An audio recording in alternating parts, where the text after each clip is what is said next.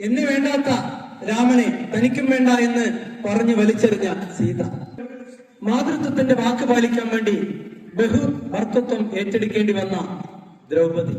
ആധുനിക ലോകത്തെത്തിക്കഴിഞ്ഞാൽ മധ്യകാലഘട്ടത്തിൽ ഡൽഹി അടച്ചുവാണ റസിയ സുൽത്താൻ. മോഡേൺ കാലഘട്ടത്തിൽ എത്തിക്കഴിഞ്ഞാൽ ശക്തമായ ഉരുക്ക് വനിത എന്നറിയപ്പെടുന്ന ഇന്ദിരാഗാന്ധി. ഈ രംഗങ്ങളിൽ തീപ്പാറുന്ന വാക്കുകൾ കൊണ്ട് പാർലമെന്റിനെയും ഇപ്പോൾ സംസ്ഥാനം മുഴുവൻ നിയന്ത്രിക്കുന്ന മമതാ ബാനർജി. സ്പ്രിന്റ് ഇനത്തിൽ അടയാളം കുറിച്ച നമ്മുടെ അയൽ നാട്ടിലെ അഭിമാനമായ പി.ടി. ഉഷ, കൽപ്പന ചൗള. ഇന്നും ക്രിക്കറ്റ് എന്ന് പറഞ്ഞാൽ വെറും പുരുഷ മേധാവിത്വമായിരുന്നു എന്ന് മാറ്റിപ്പിടിച്ച സ്മൃതി മന്ദാരയും നമ്മുടെ വയനാട്ടുകാരിയായ മിന്നുമണിയും. അങ്ങനെ ധാരാളം സ്ത്രീ കഥാപാത്രങ്ങളുണ്ട്.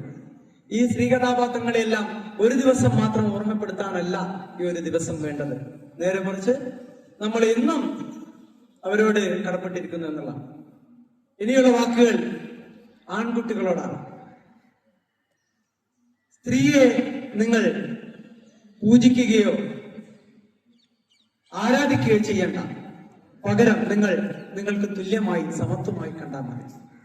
ഓരോ സ്ത്രീയും നമ്മുടെ വീട്ടിലെ അമ്മയാണോ നമ്മുടെ വീട്ടിലെ സഹോദരിയാണോ എന്ന് ചിന്തിച്ചു കഴിഞ്ഞാൽ തീരുന്നതേയുള്ളൂ സ്ത്രീധനത്തിന്റെ പേരിലുള്ള എല്ലാ ക്രൂരതകളും. സ്ത്രീധനത്തിന്റെ പിന്നിൽ ഒരു സ്ത്രീയും കൂടി ഉണ്ട് എന്നുള്ളതാണ് ദൗർഭാഗ്യകരമായ അവസ്ഥ, അല്ലേ? പുരുഷന്റെ അമ്മ അല്ലെങ്കിൽ അമ്മായി ആയിരിക്കും ചിലപ്പോൾ സ്ത്രീധനത്തിന്റെ പേരിലുള്ള കുത്തുവാക്കുകളുടെ തുടക്കം കുറിക്കുന്നത്. അതൊക്കെ ഒറ്റ നിമിഷം കൊണ്ട് നമുക്ക് ഇല്ലാതാക്കാൻ പറ്റും നിങ്ങൾ വിചാരിച്ചാൽ മതി. സ്ത്രീ എന്ന് പറയുന്ന ധനം തന്നെയാണ് എന്നതാണ് നമ്മൾ മനസ്സിലാക്കേണ്ടത്. നിങ്ങൾ ലോകത്തിൽ ഏറ്റവും കൂടുതൽ ചർച്ച ചെയ്ത ഒരു സിനിമ ഉണ്ടായിരുന്നു അഡോളസെൻസ്. എത്ര പേര് കണ്ടിട്ടുണ്ട്? ഒരു സിനിമയായിരുന്നു, അന്താരാഷ്ട്ര രംഗത്തിൽ വലിയ ചർച്ചയായ ഒരു സിനിമയാണ്. നമ്മൾ നിസ്സാരമായി കരുതുന്ന പലതും പലപ്പോഴും കുട്ടികളുടെ മനസ്സിൽ ആഴത്തിൽ അത് സ്വാധീനിക്കപ്പെടും. സൈബർ ബുള്ളിംഗ് എന്ന് പറയുന്ന ഒരു ആധുനിക വൈകൃതത്തിലേക്ക് വിരൽ ചൂണ്ടുന്ന ഒരു സിനിമയായിരുന്നു അഡോളസെൻസ്. ലോകം മുഴുവൻ കണ്ട ഒരു സിനിമയാണ്. നിങ്ങളോട് പറയാനുള്ളത്, നമ്മൾ തമാശയ്ക്ക് പോലും നമ്മൾ ഒരാളോട് നേരിട്ട് ഒരു പെൺകുട്ടിയോട് കളിവാക്ക് പറഞ്ഞു കഴിഞ്ഞാൽ അത്ര വേദനിക്കില്ല. ആ സമയത്ത് ഒറ്റയ്ക്കാണെങ്കിലും വേദനിക്കില്ല. കുറച്ച് ആൾക്കാരുടെ മുന്നിൽ വെച്ചാണെങ്കിൽ അത് കൂടുതൽ വേദനിക്കും. ശരീരത്തിനേറ്റ മുറിവിനേക്കാൾ കൂടുതൽ ആഴത്തിലുള്ളതാണ് മനസ്സിനേറ്റ മുറിവുകൾ. അതുകൊണ്ട് പരസ്യമായിട്ട് അവരെ അപമാനിക്കാതിരിക്കുക, വാക്കുകൾ കൊണ്ട് അപമാനിക്കാതിരിക്കുക എന്നുള്ളതാണ്.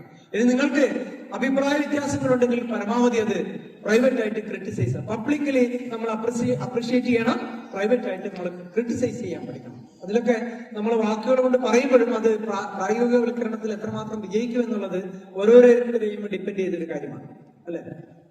അപ്പോൾ ഞാൻ മനസ്സിലാക്കുന്നത് നമ്മുടെ കുട്ടികൾക്കൊക്കെ കുറെ പേർക്ക് ഇൻസ്റ്റയും ഫേസ്ബുക്ക്, വാട്സപ്പ് ഒക്കെ തുടങ്ങിയ സമൂഹ മാധ്യമങ്ങൾ നിങ്ങൾ കൈകാര്യം ചെയ്യുന്നു. അതിലൊരിക്കലും നിങ്ങൾ ആരെ അപമാനിക്കുന്നത് മാത്രമല്ല, പെൺകുട്ടികളെ പ്രത്യേകിച്ചും ഒരു വാക്കുകൊണ്ട്. കാരണം നിങ്ങൾ ഒരു സ്കൂളിൽ വെച്ച്, ഒരു ക്ലാസ് മുറിയിൽ വെച്ച് ഒരു കുട്ടിയെ ഇൻസൾട്ട് ചെയ്യുകയാണെങ്കിൽ ഒരു 40 പേരാണ് വരുന്നത്. ഒരു പബ്ലിക് അസംബ്ലിയിൽ വെച്ചിട്ട് നിങ്ങൾ ഒരു ഇൻസൾട്ട് ചെയ്യണം കൂടി വന്നാൽ ഒരു 400 പേരാണ് വരുന്നത്. പക്ഷെ നിങ്ങൾ ഒരു സമൂഹ മാധ്യമത്തിലൂടെ അപമാനിക്കുകയാണെങ്കിൽ, ഒരു ചെറിയൊരു വാക്കുകൾ പറയുകയാണെങ്കിൽ എത്രമാത്രം ആൾക്കാരത് കാണും. അതിന്റെ ആഴം നിങ്ങൾ വിചാരിക്കുന്നതിനേക്കാൾ കൂടുതലാണ്. മുറിവ് എത്രമാത്രം ഏൽപ്പിക്കുന്നതാണ് എന്ന് നിങ്ങൾ മനസ്സിലാക്കുക. അത് ഓരോരുത്തരും അത് പ്രതിജ്ഞയായിട്ട് എടുക്കണം. ഈ ഒരു ദിവസം വനിതാ ദിനത്തിന്റെ ഓർമ്മപ്പെടുത്തലുകളിൽ നിങ്ങൾക്ക് എനിക്ക് തരാനുള്ളത്, നിങ്ങളാൽ ഒരു പെൺകുട്ടിയും ഒരു സ്ത്രീയും വാക്കുകൾ കൊണ്ടോ ശാരീരികമായോ അപമാനിതരാകില്ല എന്നുള്ള പ്രതിജ്ഞയാണ്. ഈ 100 പ്രാവശ്യം വനിതാ ദിനം ആഘോഷിക്കുന്നതിലേക്കാൾ നിങ്ങൾ തീരുമാനിക്കേണ്ടത് ആ ഒരു വാക്കിന്റെ ഉറപ്പാണ്. എത്ര പേര് ഇത് തരും? നിങ്ങളാൽ ഒരു പെൺകുട്ടിയും ഒരു സ്ത്രീയും അപമാനിക്കപ്പെടുകയില്ല എന്ന് ഉറപ്പു തരുന്നവരെന്ന് കൈവന്നിച്ചു. ഇനി നിങ്ങൾ അവർക്കൊരു കൈയോടിടുന്നു. നിങ്ങൾ പൂജിക്കാനൊന്നും ഞാൻ പറഞ്ഞിട്ടില്ല, നിങ്ങൾ ആരാധിക്കാൻ പറഞ്ഞിട്ടില്ല. നേരെ മറിച്ച് നിങ്ങളെ സമന്മാരായിട്ട് കാണുക, നിങ്ങൾ തുല്യരായിട്ട് കാണുക. നിങ്ങളെ പൊതുവിടങ്ങളിലോ മറ്റിടങ്ങളിലോ അപമാനിക്കാതിരിക്കുക.